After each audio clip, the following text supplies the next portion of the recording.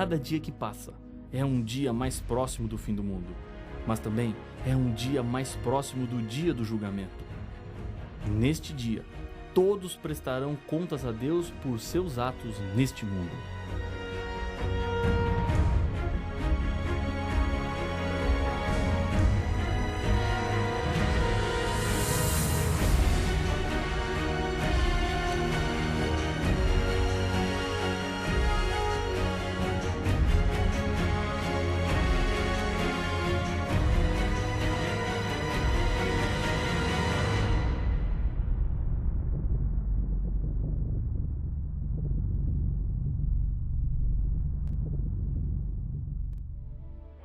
No dia 27 de março de 2011, saiu o resultado de um julgamento que causou grande repercussão no Brasil.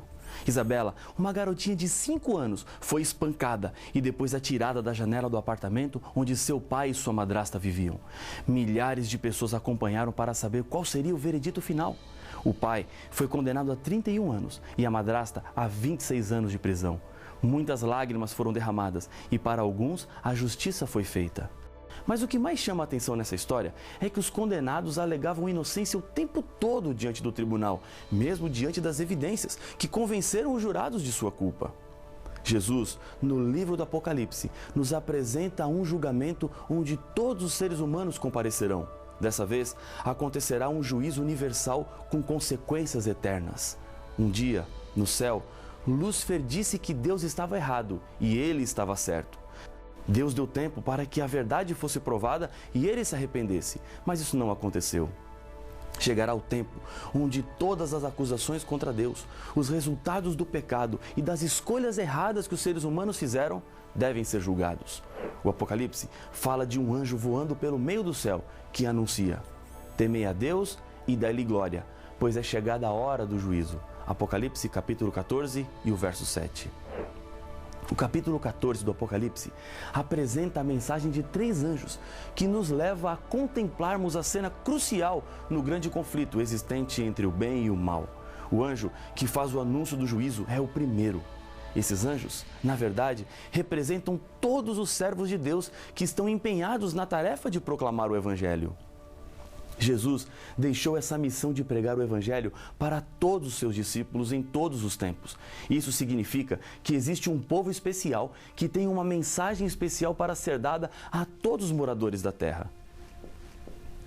Quando a Bíblia fala sobre o juízo final, refere-se a 3 fases ou etapas. Primeira, juízo de investigação, que acontece antes da volta de Jesus a essa terra para buscar os seus filhos fiéis. É um juízo de vindicação. Segundo, o juízo de comprovação, que acontecerá no céu durante os 1000 anos, onde cada um dos salvos confirmará a justiça de Deus. Terceiro, o juízo de execução, quando todos os infiéis a Deus, e inclusive Satanás e os seus demônios, receberão a condenação final, que será a morte e a destruição eterna. Esse juízo acontecerá no final dos 1000 anos. Vamos voltar ao texto de Apocalipse capítulo 14, verso 7. Acompanhe a leitura, pois existem chaves do juízo de Deus nesse texto. Temei a Deus e dai-lhe glória, pois é chegada a hora do seu juízo. E adorai aquele que fez o céu e a terra e o mar e as fontes das águas. O juízo apresentado aqui está relacionado com o santuário celestial. Após as 3 mensagens serem dadas aos habitantes da terra, ao ser concluído o juízo, o anjo sai do templo de Deus com uma foice para ceifar. Acompanhe a leitura do texto. Olhei, e eis uma nuvem branca. E sentado sobre a nuvem, um semelhante a filho de homem, tendo na cabeça uma coroa de ouro e na mão uma foice afiada. Outro anjo saiu do santuário, gritando em grande voz para aquele que se achava sentado sobre a nuvem: toma a tua foice e ceifa, pois chegou a hora de ceifar, visto que a seara da terra já amadureceu. E aquele que estava sentado sobre a nuvem passou a sua foice sobre a terra, e a terra foi ceifada. Apocalipse, capítulo 14, versos 14, 15 e 16. Os salvos são separados dos perdidos. Entenda uma coisa muito importante. Deus não escolheu quem seria salvo e quem se perderia. Ele chama todos os seres humanos para a salvação. Se você se salvará ou se perderá, isso depende da sua escolha. Somos os responsáveis pelo nosso futuro. Construímos ou destruímos a nossa salvação mediante as nossas escolhas. A culpa dos seus problemas não são dos astros que simbolizam o seu signo por causa do dia que você nasceu. Nada está escrito nas palmas das suas mãos e ainda mais que você não possa mudar. Você não é o personagem de um filme onde sua história já está escrita e você está somente encenando. Outro ponto importante do juízo anunciado pelo primeiro anjo está relacionado com os seres humanos. Um chamado é feito: adorai aquele que fez. Apocalipse capítulo 14, verso 7. Esse texto fala da restauração da adoração a Deus como Criador. A Bíblia apresenta como o mundo passou a existir. Deus fez todas as coisas e somos obras das suas mãos. Não viemos do acaso, não surgimos porque elementos químicos se juntaram, mas temos uma origem sobrenatural. Você é a obra-prima da criação de Deus neste mundo. Você tem muito valor diante de Deus. Ele se importa com você e isso você descobre quando reconhece que Deus é o Criador. Quando o anjo faz o convite à adoração ao Criador, ele está fazendo referência a um dos 10 mandamentos, que também leva os seres humanos à adoração. Aquele que fez. Esse mandamento tem sido esquecido e deixado de lado pelos seres humanos. Mas o anjo do juízo diz que você precisa obedecer a esse mandamento. O mandamento diz o seguinte: lembra-te do dia de sábado para o santificar. 6 dias trabalharás e farás toda a tua obra, mas o 7º dia é o sábado do Senhor, teu Deus. Não farás nenhum trabalho, nem tu, nem o teu filho, nem a tua filha, nem o teu servo, nem a tua serva, nem o teu animal, nem o forasteiro das tuas portas para dentro. Porque em 6 dias fez o Senhor os céus e a terra, o mar e tudo o que neles há, e ao 7º dia descansou. Por isso o Senhor abençoou o dia de sábado e o santificou. Êxodo capítulo 20, versos 8 a 11. O sábado tem uma razão. Deus é o Criador. Quando eu decido obedecer ao sábado, estou reconhecendo que Deus fez todas as coisas. Adoração tem a ver com respeito e obediência. Não resta dúvida nenhuma. Todos os seres humanos, para serem salvos, são chamados à obediência dos 10 mandamentos. E nesse texto, especificamente, o sábado. No santuário terrestre, aconteciam 3 tipos diferentes de sacrifícios. O primeiro era o contínuo, todos os dias, 2 vezes por dia, para o benefício de todo o povo, representando Cristo que também morreu por todos os seres humanos. O segundo eram as ofertas individuais. Era o perdão dos pecados especificamente daquele que trazia a sua oferta. Nesse tipo de oferta, deveria haver derramamento de sangue. Em Hebreus, capítulo 9, verso 22, a Bíblia nos diz que sem derramamento de sangue não há perdão. O terceiro acontecia no dia da expiação, quando o santuário era purificado de todos os pecados recebidos no último ano. Os serviços também podiam ser divididos em 2. O primeiro era o serviço diário, que acontecia no pátio e no lugar santo do santuário. O segundo era o serviço anual, que era realizado no lugar santíssimo, somente um dia no ano, no dia da expiação. O pecador, nos dias do Antigo Testamento, deveria comparecer no santuário para que obtivesse o perdão dos seus pecados. Acompanhe a descrição que a Bíblia faz. Se qualquer pessoa do povo da terra pecar por ignorância, por fazer alguma das coisas que o Senhor ordenou se não fizessem e se tornar culpada, ou se o pecado em que ela caiu lhe for notificado, trará por sua oferta uma cabra sem defeito, pelo pecado que cometeu, e porá a mão sobre a cabeça da oferta pelo pecado e a imolará no lugar do holocausto. Então, o sacerdote, com o dedo, tomará do sangue da oferta e o porá sobre os chifres do altar do holocausto. E todo o restante do sangue derramará à base do altar. Levítico, capítulo 4, versos 27 a 30. Colocar a mão sobre a cabeça representa simbolicamente a transferência da culpa do pecado do pecador para o animal, que traz consigo a consequência da morte. Esses eram apenas símbolos que não tinham valor em si mesmo, mas representavam o sangue de Jesus. Quando você olha uma rosa vermelha através de um vidro vermelho, ela parecerá branca. Quando Deus olha para os nossos pecados vermelhos, através do sacrifício de Jesus Cristo, eles parecem brancos como a neve. Primeiro, Jesus nos amou. Depois nos lavou com o sangue de Cristo. Muitos pensam que primeiro terão que limpar-se de seus pecados e depois alcançarão o amor de Deus.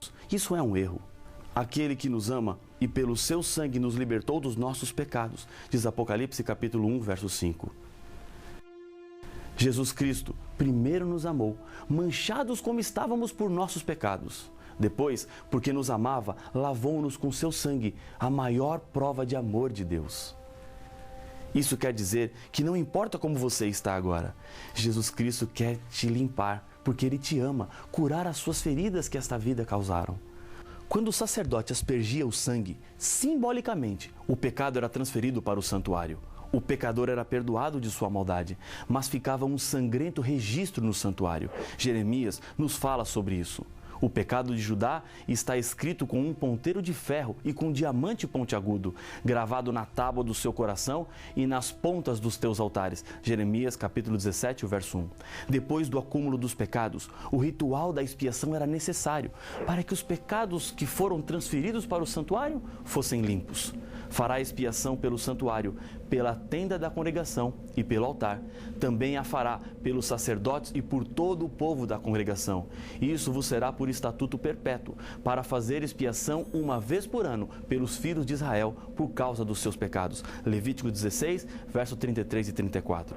Com esta cerimônia, o santuário era purificado do registro dos pecados dos arrependidos, que haviam confessado sua culpa, dos sacerdotes oficiantes que comiam a carne e o altar, onde o sangue era derramado e aspergido. A purificação do santuário era realizada com o sangue do bode, chamado para o Senhor. Era um símbolo do sangue de Jesus. Um outro bode, chamado para Azazel, recebia todos os pecados do santuário e era levado e abandonado no deserto. Era um dia muito importante e especial para o povo de Deus. Todos estavam com seus olhos e coração voltados para o que acontecia dentro do templo. Mas não se esqueça de que o pecado traz consequências terríveis. Aqueles que não estavam com as suas vidas acertadas diante de Deus, neste dia, deparavam-se com uma consequência. Porque toda alma que nesse dia não se afligir será eliminada do seu povo. Levítico 23, o verso 29. Com essa cerimônia, encerrava-se o ciclo religioso do ano, símbolo do fim dos tempos. Esse dia do passado refere-se a um dia que o Novo Testamento também fala. Porque a ocasião de começar o juízo pela casa de Deus é chegada. Ora, se primeiro vem por nós, qual será o fim daqueles que não obedecem ao Evangelho de Deus? 1 Pedro capítulo 4, verso 17. O juízo que começa com a casa de Deus precede a segunda vinda de Cristo. O dia da expiação era um símbolo de um juízo que acontece no céu.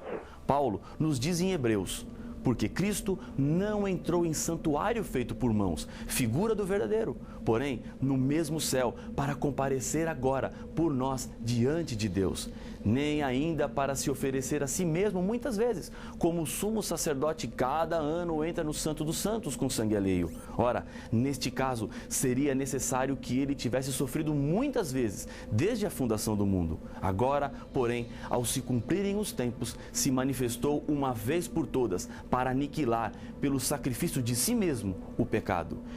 E assim, como aos homens está ordenado morrerem uma só vez, vindo, depois disso, o juízo, assim também Cristo, tendo se oferecido uma vez para sempre para tirar os pecados de muitos, aparecerá segunda vez, sem pecado, aos que o aguardam para a salvação. Hebreus capítulo 9, versos 24 a 28.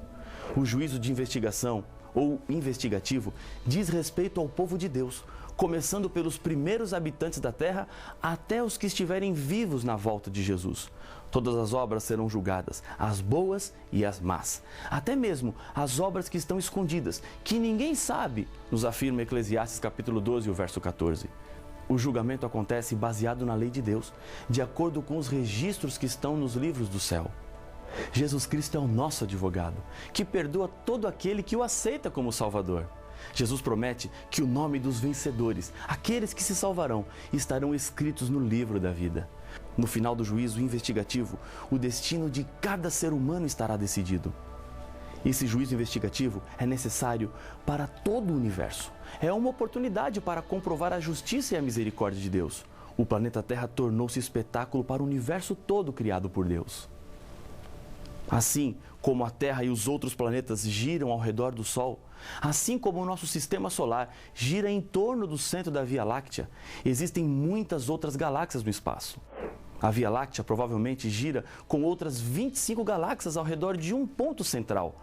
De modo semelhante, bilhões de outras galáxias participam desse incrível e grandioso sistema de rotação e translação, do qual o nosso pequeno mundo é apenas um pontinho. Mas esse pequeno pontinho tornou-se o centro do universo, porque foi aqui, neste planeta, que Jesus consumou a expulsão do pecado. Foi aqui onde, de uma vez por todas, Deus demonstrou seu amor e justiça eterna.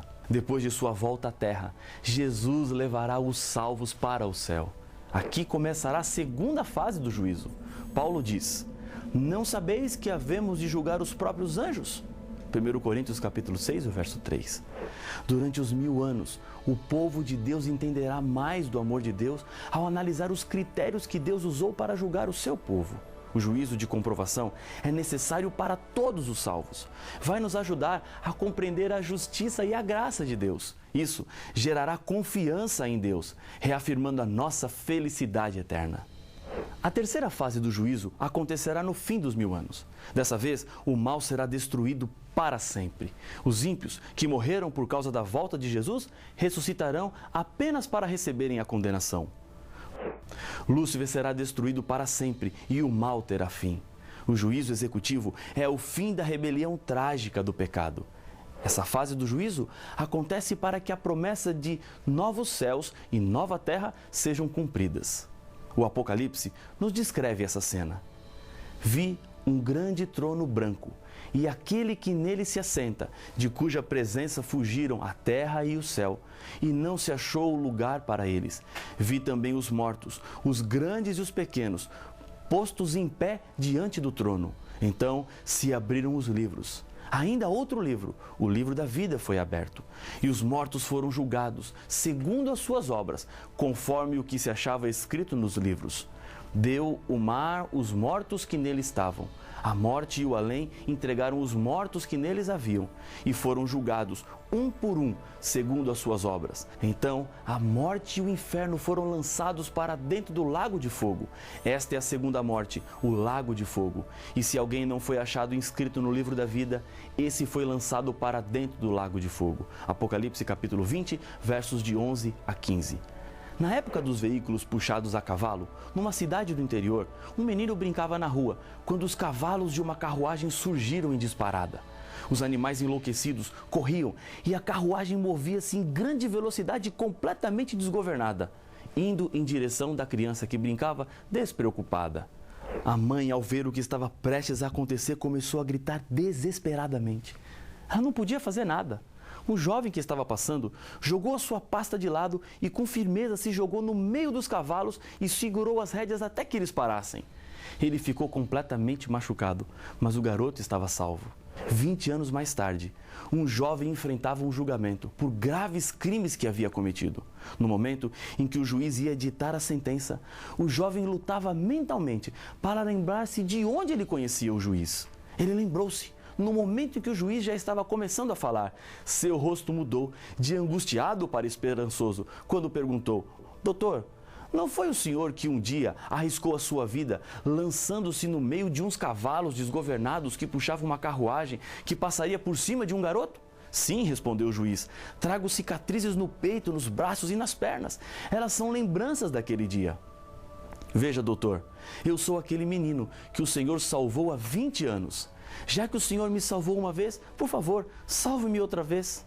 Após alguns instantes em silêncio, o juiz respondeu: naquele dia fui seu salvador, mas hoje sou o seu juiz. Por causa da sua conduta, devo condená-lo. Jesus fez tudo para nos salvar, mas se não o aceitarmos como Salvador, se não mudarmos de vida, ele será o nosso juiz e assim terá que nos condenar.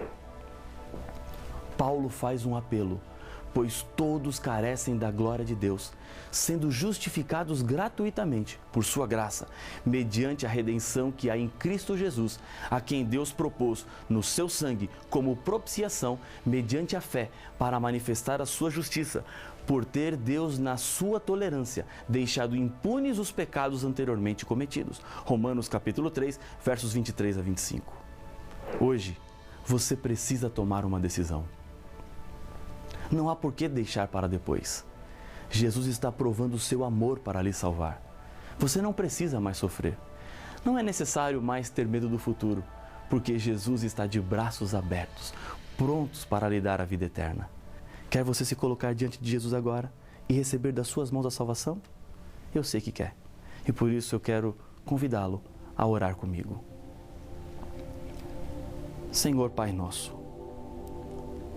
obrigado pela certeza que temos do perdão, porque Jesus, o nosso advogado, intercede por nós e abre as portas da salvação e da vida eterna para cada ser humano. Aceita a nossa decisão, é o que eu lhe peço no nome de Jesus. Amém.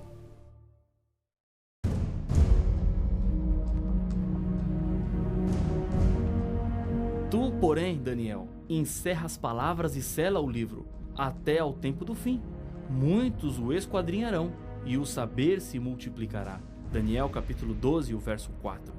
Em 1844, aconteceu um desapontamento desses cristãos que entenderam o período da profecia, mas não o evento certo. Esse não foi o primeiro desapontamento que o povo de Deus passou.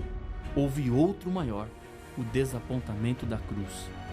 Mas que desapontamento foi esse de 1844?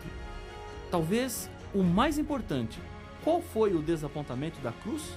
Para estas e outras perguntas, a resposta está no próximo episódio de Apocalipse, o fim revelado.